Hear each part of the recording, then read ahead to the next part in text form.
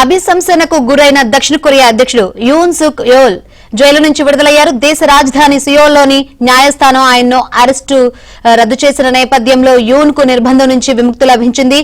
అన్యాయాన్ని సరిచేస్తూ కోర్టు వెలువరించిన తీర్పును స్వాగతిస్తున్నానని యూన్ పేర్కొన్నట్లు ఆయన న్యాయవాదులు ప్రకటన విడుదల చేశారు. గత డిసెంబర్లో స్వల్పకాలం పాటు సైనిక పాలన విధిస్తూ యోన్ వెలువరించిన ఆదేశాలు దక్షిణ కొరియాలో పెను సంక్షోభాన్ని సృష్టించింది.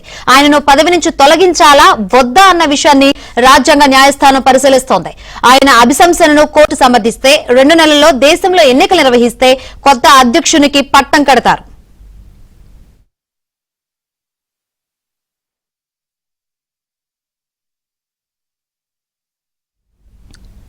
అభిశంసనకు గురైన దక్షిణ కొరియా అధ్యక్షుడు యూన్ సుక్ యోల్ జైలు నుంచి విడుదలయ్యారు. దేశ రాజధాని సియోల్లోని న్యాయస్థానం ఆయన్ను అరెస్టు రద్దు చేసిన నేపథ్యంలో యూన్ కు నిర్బంధం నుంచి విముక్తి లభించింది.